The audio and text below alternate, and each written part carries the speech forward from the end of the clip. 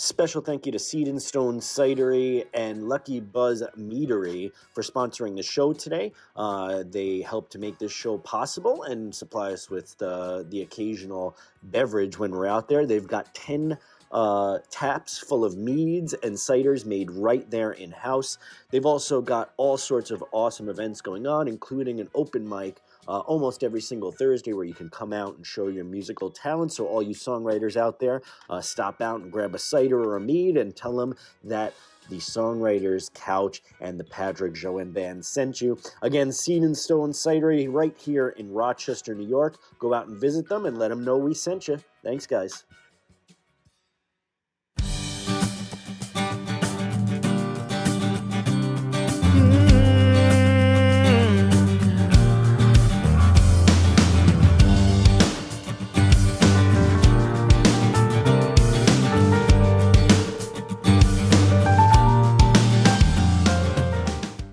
All right, welcome to the Songwriters Couch episode number 10. I can't believe we've made it this far. Isn't that a song? Isn't that a song somewhere? I can't believe we haven't made it this far. Something like that. Anything you say is probably a song.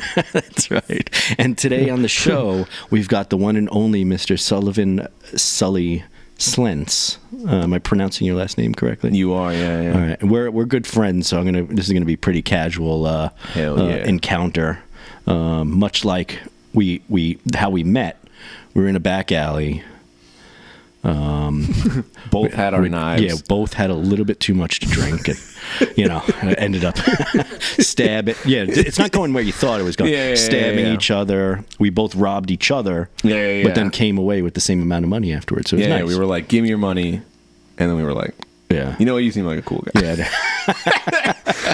I'll keep your money, you keep my money. I appreciate you coming on the show, man. Dude, I'm happy to be here, man. Yeah, the Songwriters Couch. I can't believe we're on episode 10 already. That's kind of crazy. I feel like we just started doing this too. Putting this over here so, why don't we start out by doing this? One, thanking the sponsor, Seed and Stone. We're drinking something a little special here that is unattainable. Isn't that that's the Royal cider? Yeah, the Royal cider. It's unobtainable. There's the thing from what's that movie with the blue guys? Avatar. Unobtainium. Yeah. I was the most lazy naming. Yo, I was like, I don't remember. I was like 13, 14 when I watched it, and I was like, that's a little on the nose. Even for me. But unobtainium from Seed and Stone. So, why don't we do this? What are you up to, Sully? Man, right now I'm hanging out with some friends. I'm drinking some of this golden cider that's unobtainable. In life, what am I up to? Yeah. So why don't we start? Because I know people watching probably don't know who you are. I know who you are, obviously, but you're what's your primary kind of function? Are you a songwriter, musician? What's your give them a little bio, I guess. On I'm a songwriter. Well, I like to say that I'm just an overarching creative. I do pretty much anything creative. I just kind of like live for that. I can't not create. If I'm not creating, then I just feel miserable all the time.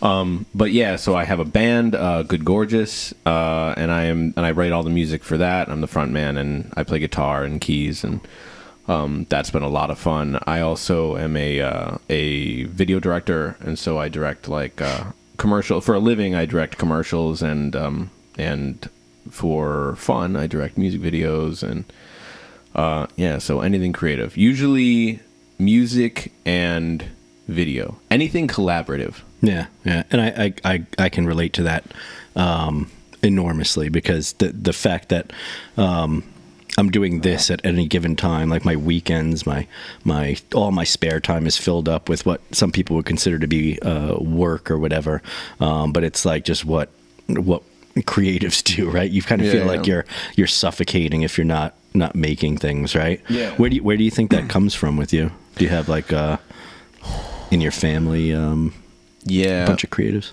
Well, I was homeschooled. And I was talking to my girlfriend about this actually the other day, and I was homeschooled, and my family was my education was not big on the sciences, and I was talking about how man, I wish that I had dissected a frog at some point or something. Like, I wish that I had like had these kind of like, I wish I had like done chemistry class and like made the blue shit blow up or whatever. Right. But no, it was always more like artistic, like drawing, recording, and my parents really just growing up were very supportive of anything creative I wanted to do. And so really I'm just a bigger version of myself as a kid, because like around like 10 years old, I had like a little handy cam, and I started making movies with my friends and my cousins. And then, and I also was in bands with my brother and our friends growing up. Like, had a whole older bunch of brother, bands. younger brother? Yeah, older brother. 4 years older, yeah. Was he also into like all the creative stuff, music and Oh, yeah. film and all He's that? a pilot now. Oh, wow. Shout out to Ian, just got his wings. He's one of the best drummers I've ever played with. I love my drummer that I play with now in Good Gorgeous. Shout out to Ben. Well, Ben, you're the bomb. But my brother, it was crazy growing up with him, and we had a metal band at one point. We had a ska band. We had a punk rock band. We had like a pop band. And we played like one show with each of them, and then we would disband, and then we would just start a new band. Were these all cover bands, or was it something you guys were like writing songs All of and our stuff? own original stuff, yeah. That's awesome. So you said your parents were also musicians at all, or did they My play dad is, yeah. My dad was in a what's his name? I'm blanking out on his name. The Spanish guitar savant, like he's incredible. Django? Prodigy? What? Prodigy? No, he's not a prodigy. Django Reinhardt? No, he's just like really good at guitar. The guy who solos really really fucking well. Jimi Hendrix? No, I'm allowed to swear, right? Yeah, sure. Okay, I mean, cool, it destroys the YouTube algorithms. I've heard, but oh shoot, I'm sorry. Yeah, I don't care. No, Okay, it's fine. I'll try not to. People will watch regardless. YouTube. Oh okay? no, wait. Get over it. God, what's his name? Oh my God. Oh, you're talking something. Is it like classical? No, it's like rock. He collaborates with Carlos Santana. Ah, right there. You God, jeez. But no, my dad was in a Carlos Santana cover band. Oh wow. A while back, and he was just like the one white guy. Is he? So he's a guitar player, I'm guessing. Then, Yeah. right? Is that he was doing rhythm guitar. Is that where you got like your guitar playing from, or what did you? I think so. Start out. I think I grew up just watching him play, and grew up, just listening to music and just always wanting to play for people and write music, and always had stories to tell. So, Were you like the first few songs that you guys wrote together? Were you co-writing them, or was it like you and your brother, would you come together and like with something already done, or were you? That's a good question. I think it normally would be like he wrote something, and we would like practice that, and then I would write something, and he would be like, and then like we'd pray what he wrote. Yeah. No. We went back and forth, and like I would write stuff, and he would write stuff, and we had one project, I don't even remember what it was called, with a friend of mine that we all three of us wrote stuff, and so it was very disjointed, but it was still a lot of fun. So do you have any of those recordings that we could maybe put into distribution somewhere? No. That's all. That is all up here. I have like I'm actually really sad. I was thinking about it the other day. I have hundreds of songs that are just gone forever because I'm notorious for like coming up with a song and like figuring out how to play it and like coming up with the words and never writing a single thing down, and like then forgetting to record it, and then and then I won't think about it for 6 months, and I'll be like, oh, and then I was like, oh shoot, like I had some good stuff. Well, what's interesting about that too is that there's something about the process of becoming a songwriter that you have to kind of do that. We have to make a million songs, you know what I mean, throw a bunch of them out, and then eventually some of them kind of stick. Yeah. Which is probably where you're at I guess now, right, with your band, I don't know, you said you're the primary kind of songwriter at the moment. How does that process work with your band now? Is it and part of that question is infused with like the fact that you played with your brother and you had like music in your family, because it's always so different coming from that scenario. Like I always played with my brother, my dad was a musician, and so playing with family tends to be so natural that you don't really have to put a lot of effort into it. You guys have already, you're willing to fight with each other over stuff and whatever. And so it's like you don't have to work out how the communication happens between you guys. But we'd have legitimate fist fights. My brother would be like, and then you're fine afterwards. But, disagreeing about a thing on a song and like getting like. Actually, but then when you're in a band with people that are not your family that can just leave, it ends up being a whole different scenario. So like how does the songwriting process right now with your existing your current band work? First off, it's like it's the most humbling thing, like for me, to have a group of extremely talented dudes that I can go into. We practice at this studio called Barn Burner Studios, and the writing process usually is I'll come up with a song and I'll be cooking it up for a while, and then I'll demo it out usually.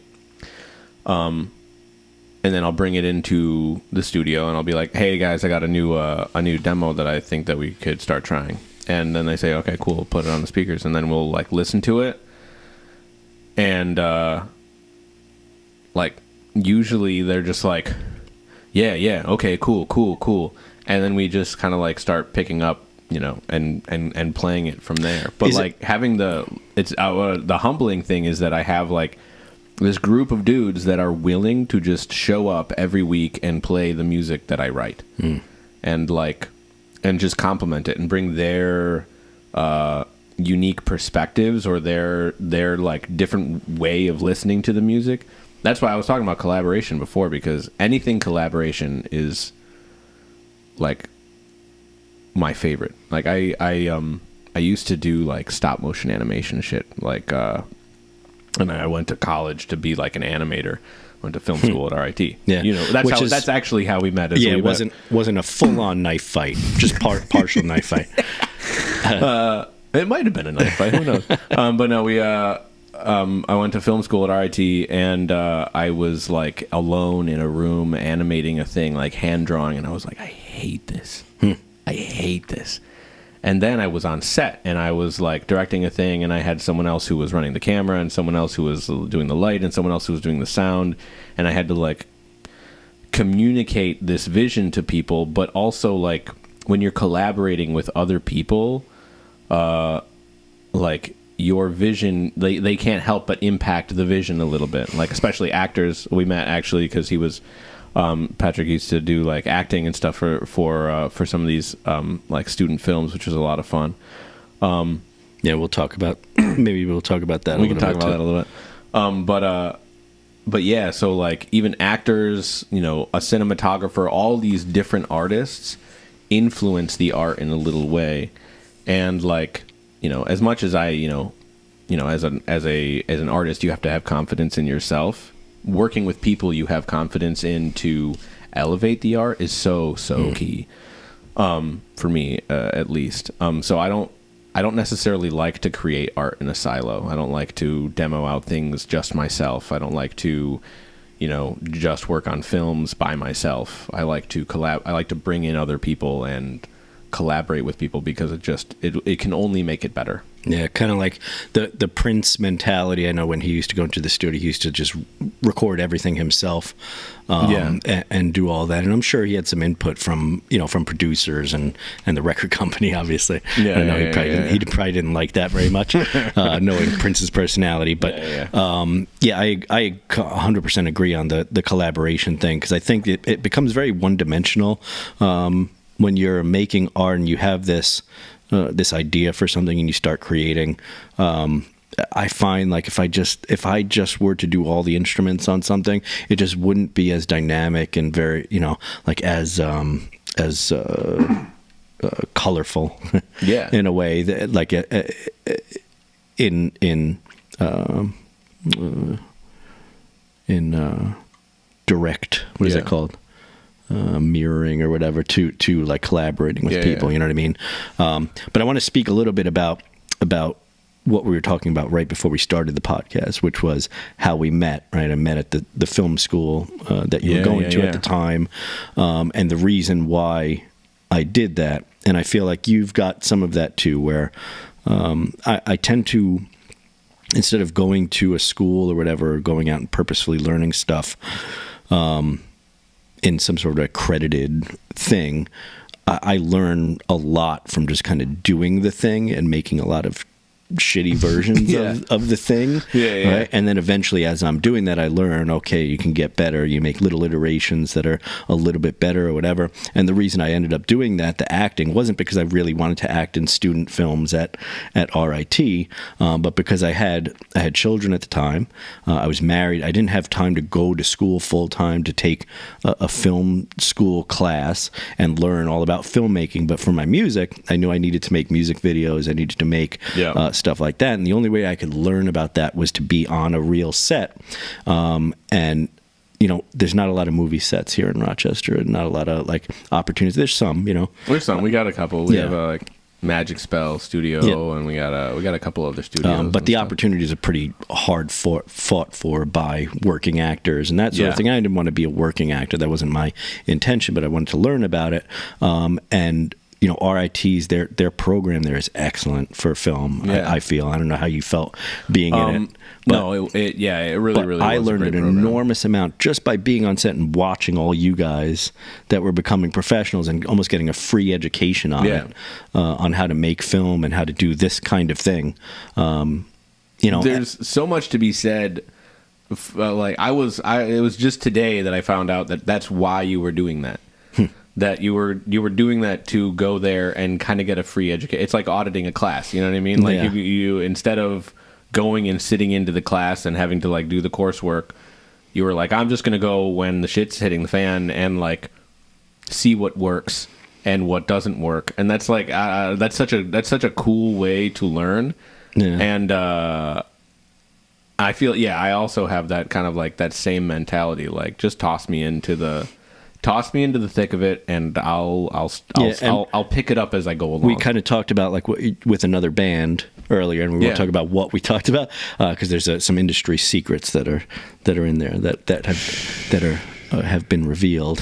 But that same sort of scenario where you're there and people have figured out a way to do things. And one of the things with the student films that I learned was like, how to treat talent. Like there were productions that were terrible about with the talent, making them sit and wait for hours out in the cold. Like that is production, though. A bunch of that stuff. If you're an extra on a thing, you're gonna just sit there for a long time.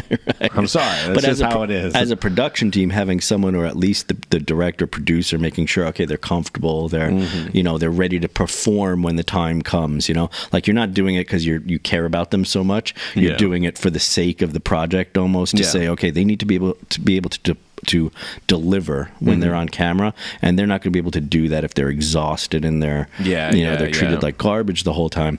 But same goes for a lot of the stuff with the filmmaking process. And I know we're talking a lot about film, even though this is I put my hand in front of the camera. Speaking of film production, normally on film productions, we're not drinking a whole bunch of cider and what have you, but you're on the wrong film production. But like even like the attention that some productions paid to lighting. Yep. They would spend hours and hours getting the lighting just perfect. Yeah. Right. And they're students, so they take a little bit longer than a professional team with getting it up. But you noticed in the final production too the difference between the people that took the time to do that and really paint with light. Versus the ones that were like, oh, lighting's just kind of secondary. We're going to light it so it shows up on the camera, but. And I'm sure people got graded on those things when you were, at school. So sure. I learned so much just by jumping into it and seeing everyone doing it and then seeing the final productions at the end. And, music and touring is kind of what we were talking about a little bit beforehand, right? And how all that stuff functions. You've come out with a single recently, and why don't we kind of throw that out to what's the... Sure, yeah. My band Good Gorgeous, we just came out with a single and a music video that I directed, and was shot by my buddy Parker Bement, and we just dropped that. I think pardon me, 3 weeks ago, and burping into the thing here. That just came out 3 weeks ago, and it's called Finer Things, and it's our first actual single, talking about not liking to do things on my own. Everything that's on the Good Gorgeous Spotify is or at least up until this point, was stuff that I had just done myself. Because we started the band in late 2019, early 2020. And then in January 2020, we were like, oh man, we sound fucking dope. We're gonna be playing everywhere by by March, April, we're gonna be playing everywhere. And that obviously didn't happen. And then so we had to take a Why not? hiatus. Did something happen? Something it was a little thing happened. A bunch of people got sick or whatever. It was a cough or something. Yeah. And then and then we got then we started playing again. We took a year hiatus, and we kind of started practicing again and revisited what do we want our sound to be, actually, what is this? But during the time where we were not practicing or coming up with anything new, I was writing music just on my own and getting my demos mixed and mastered, and then putting those up on Spotify.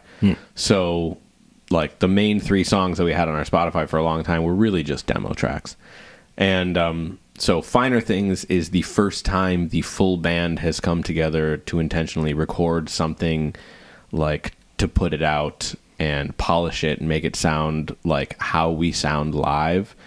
And that was so freaking fun, man. The video came out amazing too. I really dig the video on that. Thank you. Yeah, and it we were talking about you directing maybe something for me too, because I do need to get better about the video. Yeah, I got a couple music videos coming out. I have a music video that I directed for Sally Louise, who was on your podcast. Oh yeah, that's right. So this is, I think her podcast, by the time this airs, will have already aired. So yeah. Yep. So Sally Louise, I did a podcast. I directed a music video for her. For a new track coming out that's probably going to drop on after the new year, somewhere in January. Absolutely, just an absolute banger, and the music video turned out exactly the way we wanted. Was there a forest involved, in the no? In Show me something. I don't know if I should be talking about. No. So I just directed another music video for her boyfriend, actually. Jose, his music title is Madiero. I think I'm pronouncing that right. I'm terrible with that. But he... don't ask me about names. He's just incredibly talented. And Jackson Cavalier. I don't know if you know Jackson Cavalier. Yeah. So Madiero and Jackson Cavalier collaborated, and they're coming out with an album. That's cool. And it's it's hot as hell. The music itself is so good.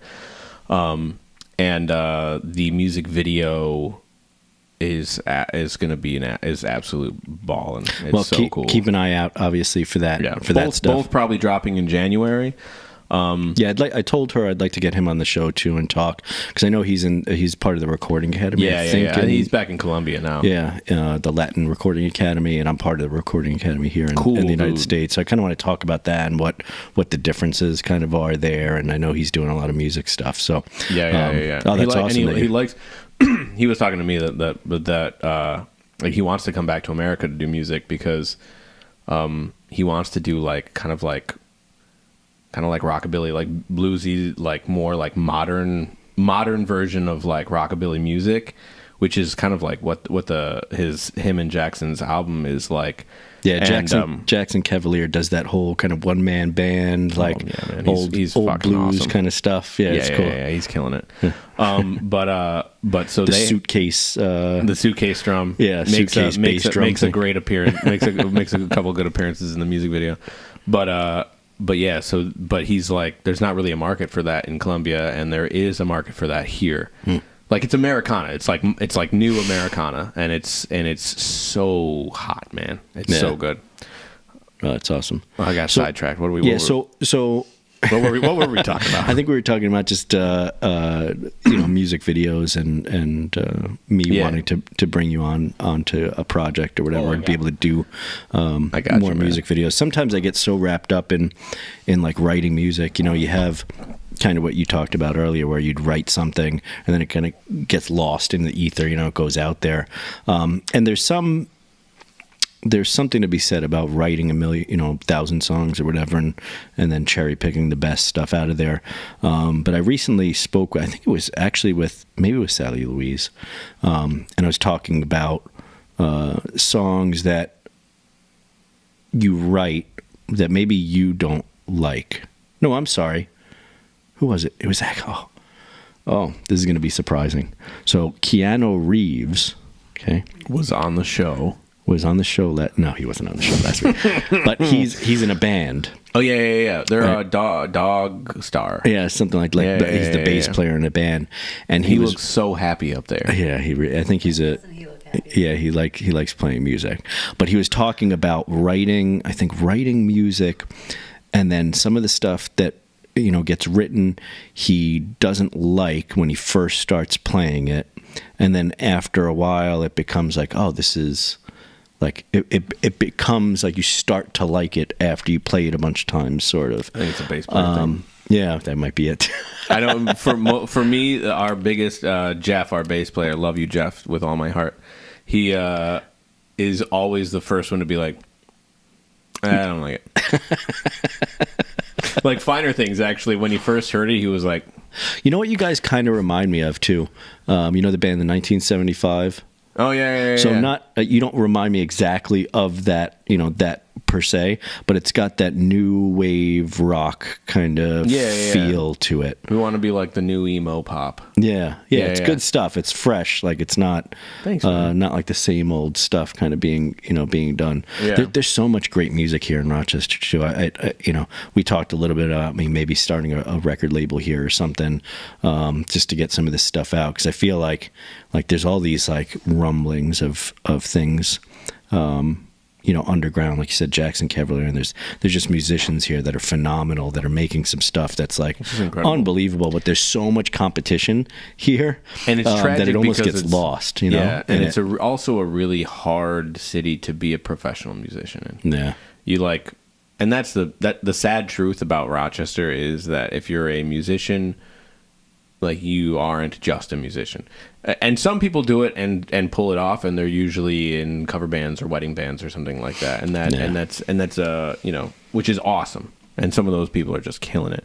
But for my experience and everybody I have met, like, most of the musicians in Rochester are like, that's their side gig or their hobby or something they do on the side. But like, there's something like Jackson Cavalier is a full-time musician. Sally Louise, full-time musician. Like, but I feel like that's, they're like the exception to the rule usually. Yeah. I think like always the cover bands, the wedding bands, that sort of thing. It's going to pay the bills, I think, and it's there's something to be said for doing that as like there's not a huge source market of income for original music here. Yeah. Well, I think there is, but I think that I forget who I had a conversation about this with like recently too, but I think that until people start seeing other people, like, success breeds success. Yeah.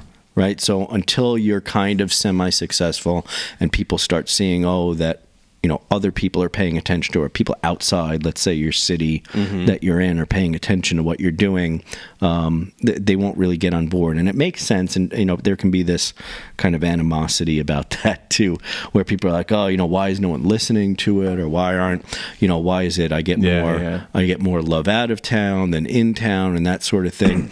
But people take shortcuts, I think, in life to figure out what they should be spending their time doing. Yeah. And if it's like going out to one of your shows, like, yeah, you may be good, but to be honest, you go out to shows sometimes and the shows are just not, it's like you feel like, I'm supporting a friend, or I'm doing this or that, but maybe it's not something you want to spend a lot of time going to show after show after show. Yeah. So kind of proving, I guess, to everyone that other people care about what you're doing is important. Yeah. And having a following outside. And I know you started doing a tour right? Or you were part of a tour here? We were part of a recently? tour. Yeah, we had a band from out of town, a disco metal band from New York City, Makes My Blood Dance. They threw they threw a festival at Spirit Room, and we were a part of that, and that was absolutely. This is original music, or is it like remixed? No, original music, and it's like think disco music.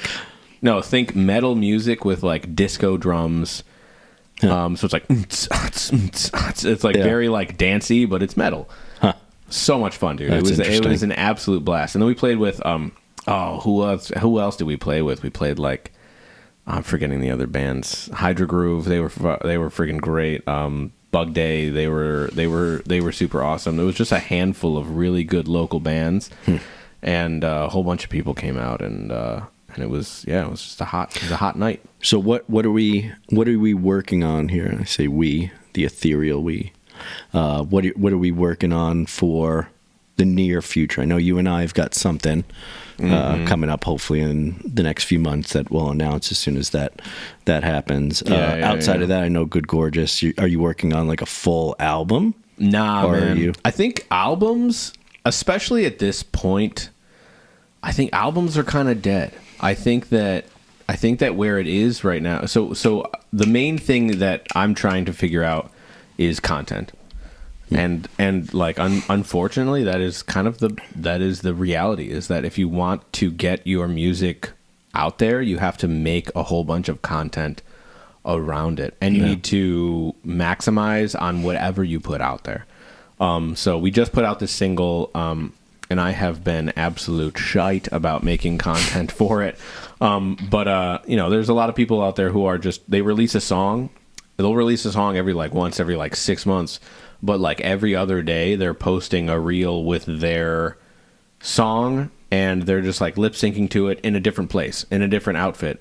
And it's the same exact thing. It's a very like formulaic thing, but because they're posting it like every day, every other day, the algorithm's picking it up and pushing it out to more people. Be like, oh, well, this person's posting a lot, so everyone, I guess, needs to see it. And then those people are starting to like blow up a little bit more. So there's a little hack. If you want to actually start getting your music out there, record a song, and then every single day release a reel that has you lip syncing to it, and can be shitty. Don't even like worry about it. But like, can I tell you something though? Yeah. I hate I haven't done it because I hate it. Reels. I hate doing it. Yeah. It does sell. It does, and it's important. Do it. Can I ask you a question? Yeah. Speaking of content, you can't. And maybe this is something people can comment on too if they're watching this video. But like, sometimes I watch the the TikTok videos or the reels or whatever. You're sitting in bed in the morning or whatever, trying to get up, drinking your coffee. We're all addicted.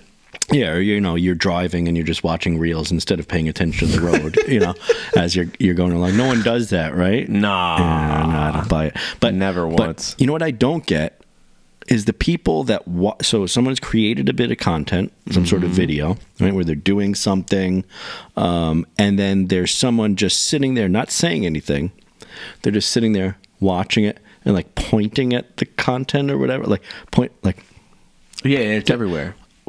Bothers me. Why are people watching? I don't want to look at you. I watch the video that you're watching. Show me the. But now it's gotten even worse. It's like meta. Yeah. Versions like pointing at the people pointing, reactions of the reactions. Yeah. So it's like. So there's like 3 different camera angles. The only thing that's actually got any audio or anything of any content to it is the original one. And there's 3 different people, all just pointing at each other. But the thing is that it keeps me there. Like I watch the video because I'm like, oh, what? Like there must be some. There's been so many times that I've been disappointed because like the actual source content was like not even worth reacting to, but I stayed because I was like, oh, like what they're reacting to it, so it must be important, and then it's not. And I'm like they got me again. Yeah, like those videos where they're doing something weird, like with cooking, and it's something where they like pour, a box of macaroni and cheese, and then like Clorox bleach, and they're like, wait till the end to see what you know. And then at the end of it, it's just Clorox bleach and a box of macaroni and cheese, and they dump it in the garbage. And you're like, I just wasted. You're wasting my time. Yeah,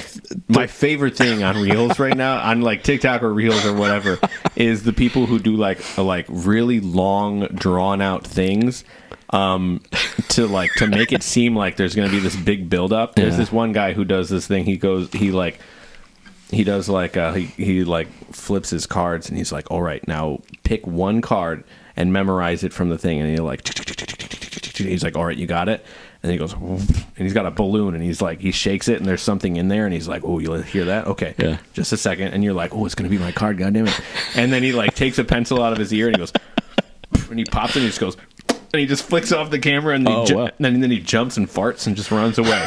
and I like went to his thing, and he just all build up, and that's just the thing. I'll Here's say the thing about at least getting there's a payoff there though at the end where he gives you the finger and stuff. And farts. But no, and I always send it to my buddy Josh because I'm just like that's the thing that I learned is that like the secret to going viral or to like getting a huge following. And I don't have a huge following, so I mean, maybe my opinion is bullshit, but like, is just to have a formula. Yeah. If you do the same thing over and over and over, and that worked for you one time, then you just keep doing the same thing. There's like one guy who's like, might be homeless, I don't know. And his whole shtick is that he finds like public faucets, and he'll turn on the faucet, and like, he'll be like, oh, we got a public faucet. Let's see if we get flow. And if it turns on, he's like, yeah, dog, we got flow. This is nice. And he does a little kick, and he just has hundreds of those videos. And the guy's got like 700,000 followers or something like that. And that's all he does. This is so. I give up and signing off. See you guys later. Go ahead and cut the cameras. I'm moving. We got way into the weeds. As a musician, though, like it's sometimes that can be a little frustrating too, because you're writing, you're spending some serious time, like writing about like, a lot of times very personal emotions, experiences that you've actually had. You're putting all this time and dedication into the craft of songwriting and music making and rehearsals and all this stuff. And then in the end, well, at least nowadays, unless you're doing something that's like a viral thing like that, it's very difficult to get anyone to even look at it or notice it. I mean, even in the first, maybe there's something to be said about this too.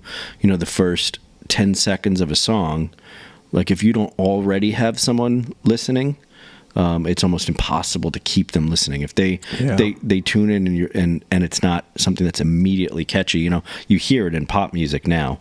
It's all hook. Yeah. There's almost no it's all about the body first 5 to seconds. It. Yeah.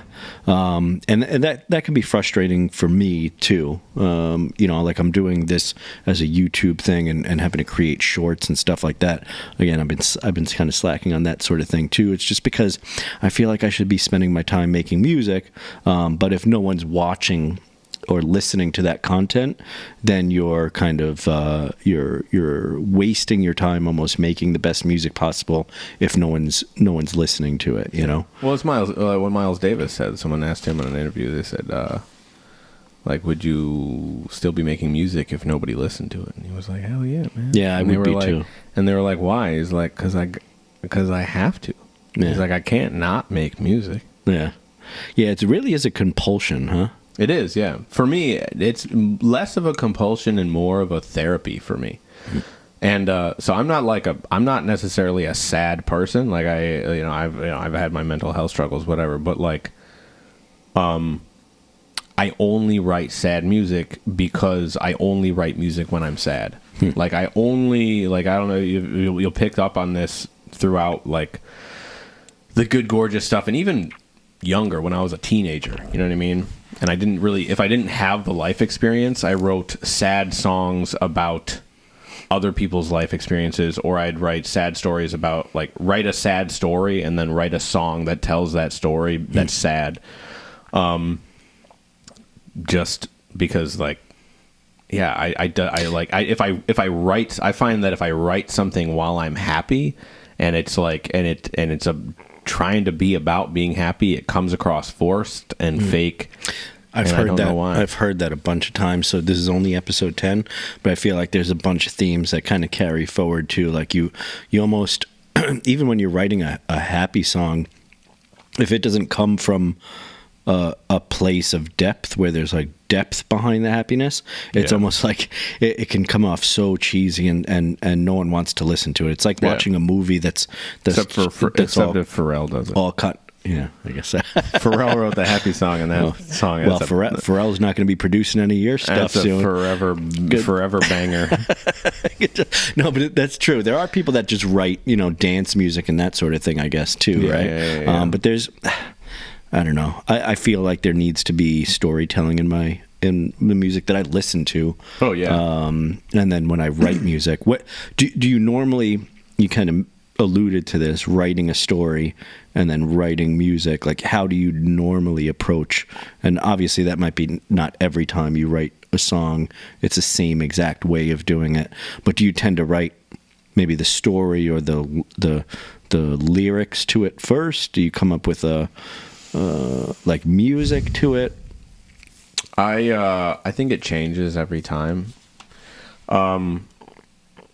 It's like every video project is different. Every song, song project is different. Usually, sometimes it starts from me sitting at my piano and I'm kind of like tinkering around with something, and then the lyrics come, or I'm going through something in my life and like I'll be driving and a lyric will come to mind and I'll kind of like make a note of that lyric, and then I have to find something that fits to that. But yeah, I feel like there's not one process for me. And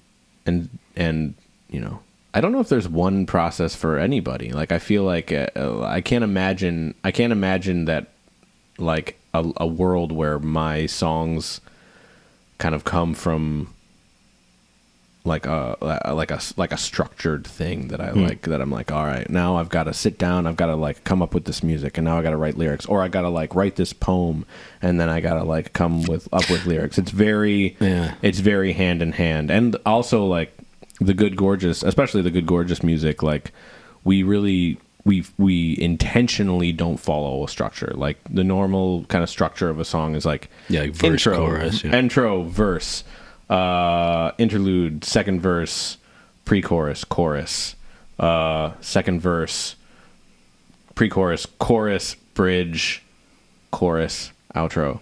And we always have a really hard time like not structuring it, but it's always like intro, first verse, middle section, and then like bridge ? And then it's like and then it's like every single one of my songs just has bridge ? Is that the bridge? And then it's like the second verse is like second verse, but like also might be a bridge. And then like so like we intentionally kind of make songs that just flow from one section to another, and kind of rely more on themes than on repeating a section that's a chorus, or that's like the hook. I should probably be better about that, because hooks sell. Well, yeah, the hooks, they're important. I think the repeating of hooks help like solidify, because you have so little time to sell your story during a song. I mean, in general, they're around like 3.5 minutes, right? Yeah. And if you had to tell a movie, right? Because it's in a song, generally when people are listening to it and they find enjoyment in it, what's happening is you're playing. Yes, there's music, so it's almost like the theme music behind the film, and then you have the lyrics that are describing something that's occurring in some way. So you're telling a story, but it's so condensed into this little short thing that you've got to take people on this journey. Yep. They're almost creating it in their heads more than you're delivering it. You know, because like in a film, you're delivering the images, just like when you read or you're listening to music, you're actually the listener, or the reader is creating that image in their head, and to deliver that in a way that's short and succinct, and simple and done in 3 minutes is so challenging to really So take hard. people on a journey. But I think that's what's so satisfying about it is like when you hear someone like, oh yeah, that song really hit me. Or I listened to that, it's my favorite song of yours, and I was going through a time or whatever, or whatever the case may be about the song that you've written. A lot of times what is in their heads about what the song is about is different than what you've written it about. What do you usually write songs about? I'm flipping the script and I'm asking you questions now. So I generally I'm usually sitting playing guitar, playing on a piano or something, and I just start with some sort of chord progression, and then either I've had things written in a notebook that I use as like, okay, this is just a line there. Yeah. But most of the time when it's a song that ends up coming really to fruition, it comes out like it's coming from somewhere. Mm-hmm. Like and I've said this before, like almost like I'm not writing it, I'm remembering it. Like, or I'm I love that. Like, or it's like it's coming into focus. Like it's something that was always there. Yeah, it's and now there it's already, like, and I'm just trying to like shit, that's put like, it together from That makes a lot of sense. I can completely relate to that. I wouldn't have, I never would have worded it that way myself, but like hearing you say that, it's like, yeah, it is. It's a remembering. Yeah, Like and this is something that you had mentioned earlier about about vision, and because you're a filmmaker, again, you're trying to get a number of individuals to aligned on one thing. Yeah, not only aligned on it, but make that vision come to life in some way, shape, or form. And with film, it's very direct because you're doing the visuals of it. You've got the audio behind it. You've got your dialogue. Like you have to really be precise when you're doing it if you want that to come to really what's in your head when you're doing that. You really need to have a solid idea of what your vision is. With music, it's more subjective because you can leave a little bit to mystery to the listener's brain to do and some you of want that. You filling want, in. It's like scripture. You want people to interpret it differently. Everyone who listens to it should have a different interpretation of it. Yeah, and so our music is like scripture. We're like got really deep all of a sudden. No, but it always ends up coming back to this, like, because who knows where that stuff comes from, and usually in good bands or good filmmakers or good piece of art, there's someone that has this vision. Okay. Yeah. And you can have someone that has great vision that has no idea how to communicate appropriately, to get the team of people that are around them to really deliver on that vision that they have. And I think that's a talent in a band or in a film set or whatever, as well as songwriting, because you can write a song but then not know how to lead people to the vision and let them see, like your band, your bass player, your drummer, you have a keyboard player, or you're the keyboard guitar player, needs to see that, and then they can put their own input on it. Because I think even earlier today, I was rehearsing with my backup vocalist Jill, and we were doing an original song, and I could tell that in her head she could hear harmonies that didn't exist. I've just written this song, so the song has not been fleshed out. There's not all the harmonies. There's not all the drum parts. There's not all the keyboard parts. But again, she was remembering. It's like she was remembering the harmonies of a song that's already been written, even though we were writing it then. It's very strange. It's like a really odd thing. But well, I've heard the thing that it's like music is the closest thing to like real magic that we have, because like to hear people who are like truly talented come together and create something out of nothing. All they have is these few instruments and an idea in their mind, and they start playing a thing, and someone adds to it, and then someone else adds something else to it, and someone else adds something else to it. I don't know if you ever had this this experience with your band where you're coming up with a riff, you're just noodling, and then like the drummer like comes in and just starts doing a thing, and then the bassist comes in just with something off the top of their head, and then your guitarist comes in with like a riff, and like we actually wrote a song for the first time. So like usually I come in and I write with a song that I've written, and we like figure out the parts and everything like that, and kind of like piecemeal it together from my demo. But recently we just had this one song, and we're probably going to record it at some point soon. It's called The Itch, and it was, I had like the guitar riff for it, but nothing else really planned out. And I started playing it, and then my drummer chimed in, the bassist chimed in, the guitarist chimed in, and we had a thing where we played the full song. We'd never practiced it, and we played the full song, and it was like, and we like ended it, and we were like, oh snap! Like, and Yeah, like, what just and happened? that's a magic trick. You know what I mean? It's like, how did that happen? It came out of nowhere, and it was very much like that idea of just like, it was like we all were like, oh yeah, I remember this song, and now we can't remember. It's different every time we play it. Here's our tip, I guess, from probably the record everything that you do, so that this way you can go back and relearn the song that you just remember. But part of that too is like, there's the technical prowess, and I spoke with actually Sally about this. She went on a residency in Germany, in Berlin, to do all this like musical technical stuff. And I think what happens there is, when it comes to songwriting, it's almost like a kid, right? Like you teach them, and through schooling, you almost teach the like creativity out of them sometimes by like teaching them the semantics of how to create a song or how to do art, right? So you learn all this technique and whatever. But the musicians that end up, and artists and filmmakers and stuff that end up actually creating art and executing their art and putting it out there into the world, and whether it's good or not, that's of course subjective.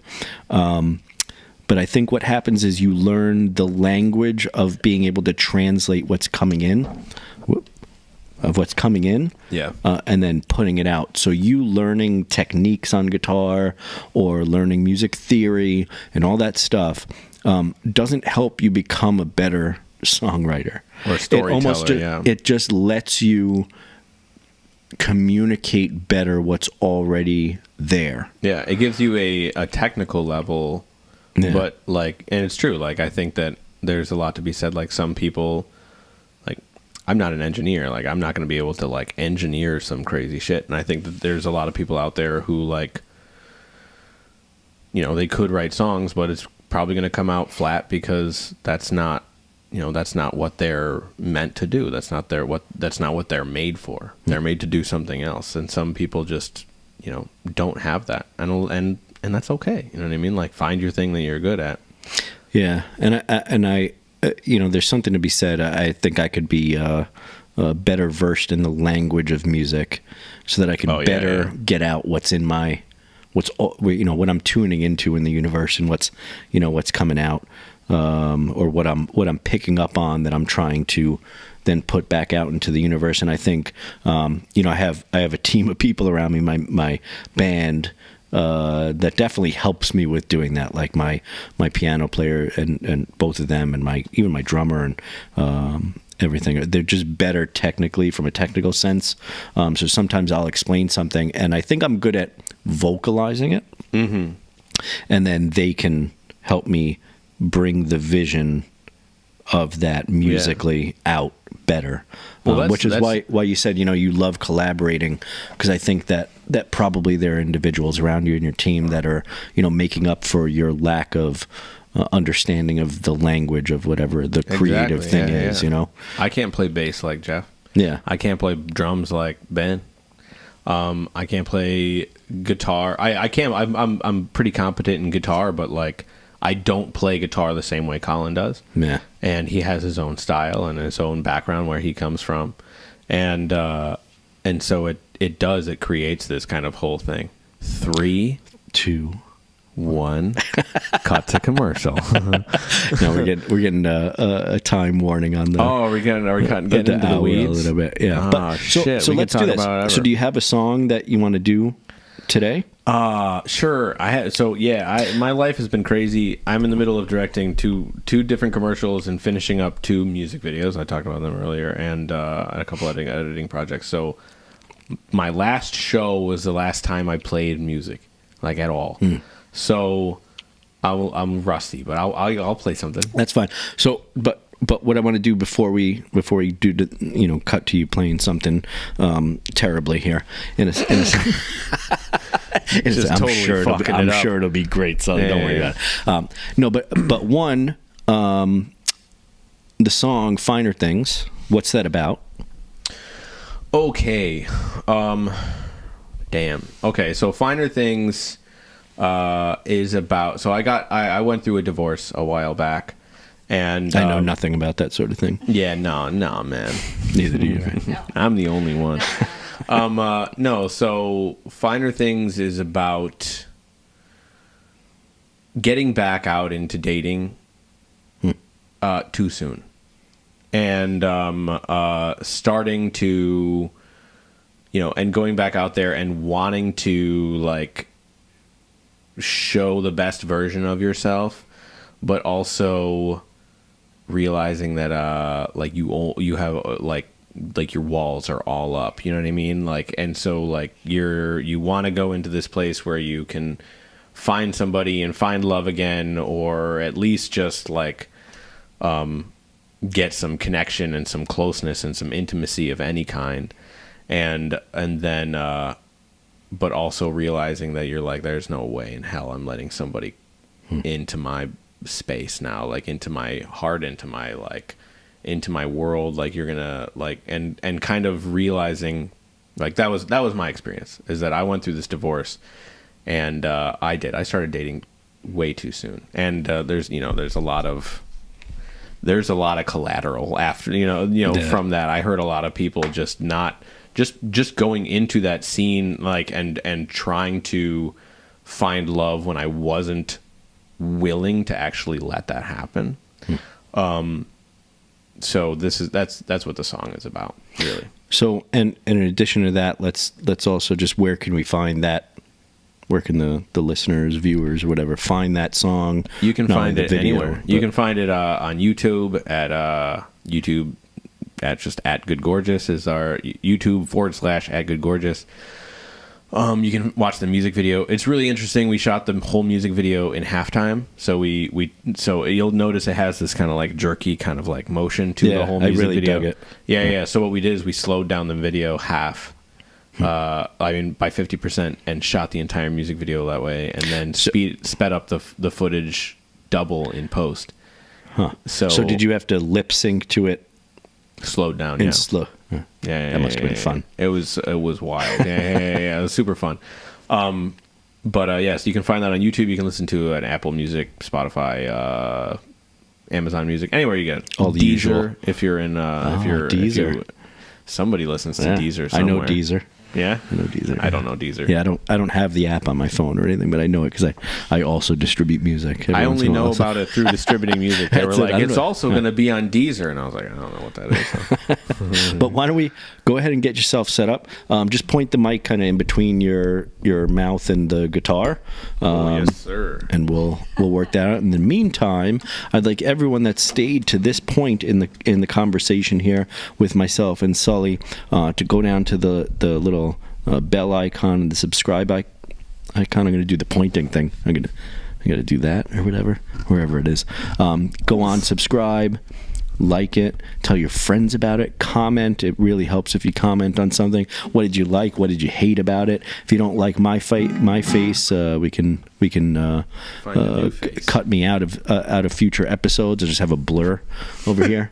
I'll put like the fake sunglasses and mustache or whatever. Just let me know and we'll do that. And big shout out to our sponsor, Seed and Stone Cidery, for helping make this show possible, and to anyone that is currently giving us money via the Patreon or patron Patreon account.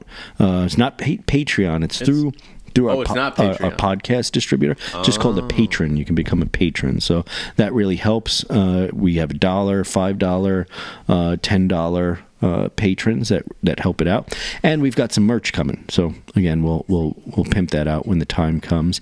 And in the meantime, here, why don't we take a little listen to what Sully's got to.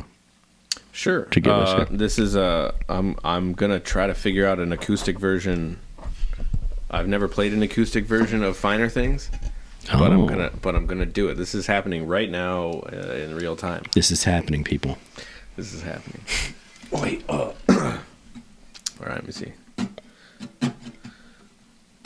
How would that sound? How would that sound good acoustic? All right. Yeah.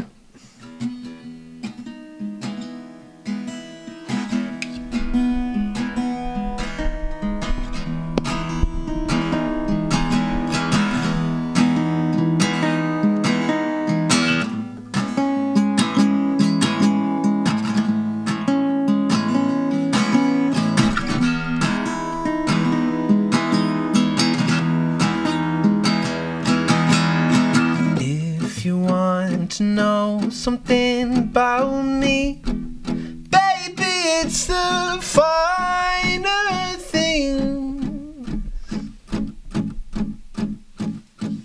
If it's gonna be on my dime, well, baby, it's the finer things, finer things. But if it's gonna break my heart,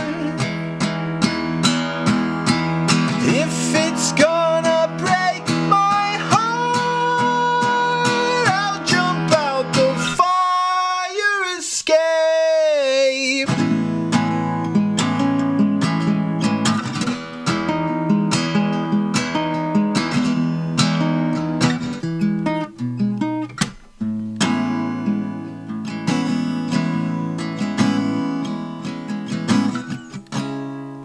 This broken system will kiss you while you sleep.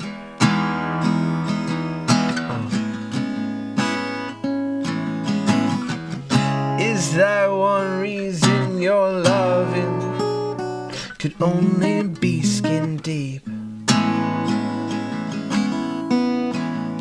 Or is that on me? Who cares as long as it's free?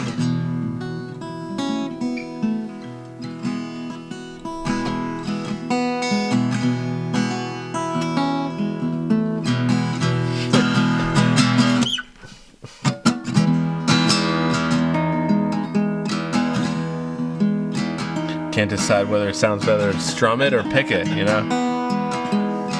Sounds great to me. Oh, thanks.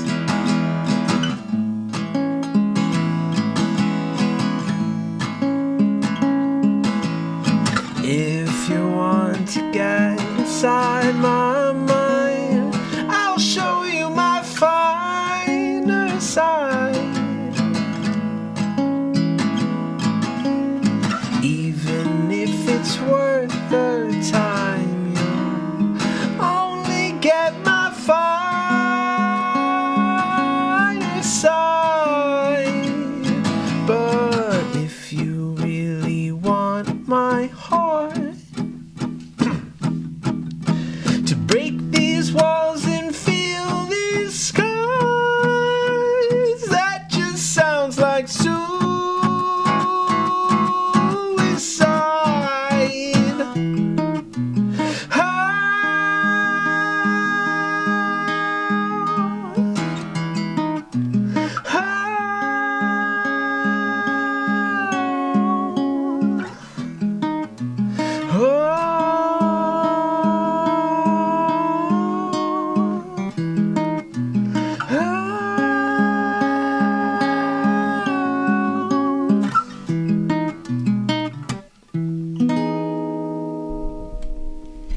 Woo!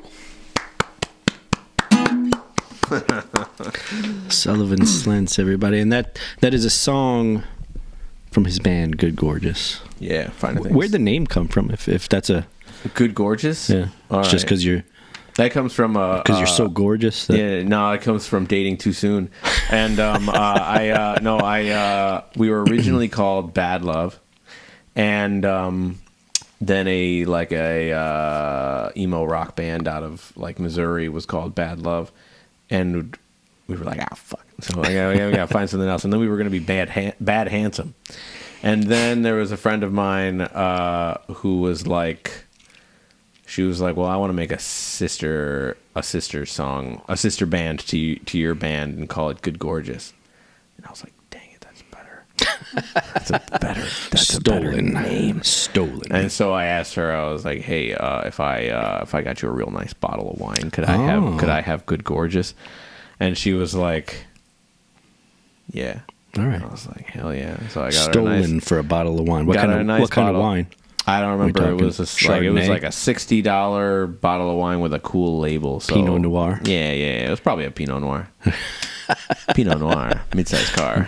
All right. Pinot Noir. Sully, caviar. Listen, we're gonna have to have you back on. I know I've said that. We have so much more to talk about. There's way more, and I've been going back and forth. And again, please comment if you feel these conversations could go longer, because I feel like an hour is almost not enough. Every episode I'm like, we should have you back on, because I feel like there's so much to talk about. And as soon as we get into the weeds of stuff, we end up having to kind of close it down. But one more time for the people at home, where can we find your stuff? Do you have a website that's super simple to? You can find if you want to find it depends on what you're looking for. If you want to see the video production stuff, that's super easy. That's just sullivanslentz.com. That's just my name. You can find and we'll put everything. A link. Yeah, you can find all the video stuff that I've been working on there. And also Instagram, directed by Sully. You can find for the band, itsgoodgorgeous.com is our website, and goodgorgeous _ for our Instagram. It's underscore because it's we had there's a Chinese hardware department store that took Good Gorgeous on Instagram. Oh wow! And they've got 4 followers, and they have one post from 2017, and it's like the Happy Delicious. Yeah, and I was Chinese just like, restaurant. And I just want to. No, it's like a hardware store, and they only have 4 followers, and I'm so angry, and I've messaged them a couple times and been like, hey, can we just switch so I don't have to have the underscore? Yeah. And I haven't heard back. I guarantee if they only have 4 followers, though, they're probably not paying much attention to their exactly. That's what I'm saying. Instagram account. Yeah, that's what I'm saying. Come on, let us just let us have it. Sully, I'm gonna give you the old handshake. Thank you for being on the show. I appreciate it. We'll have you on again, and especially when we have our little announcement of what happens. Hopefully, all that works itself out. We're good with that, because there's already stuff in the works. We'll talk about that. And thank you for everyone that watches and listens. We really appreciate it. Again, thank you to our sponsors, Seed and Stone, and thank you everyone for episode 10. And hopefully in the next few years we'll have episode 100 and we can celebrate. I don't know what we'll do there. We'll have to have Seed and Stone make a nice celebratory glass or bottle of cider. Yeah. Oh, wine. Yeah. You got to get us a bottle of wine, Sully. I'll get you a nice ass bottle of wine. That's what that's the name of it. Nice ass bottle of wine. And then I'll steal the name of the podcast or something. That's right. And Allie, thank you for always being an excellent producer. We got to get a camera turned on the prettier people on the show. Yeah. So it's on me for the time being with my this face. But thanks again, Sully. Thank you guys for listening, and we'll see you on the next episode. Later, guys. See ya.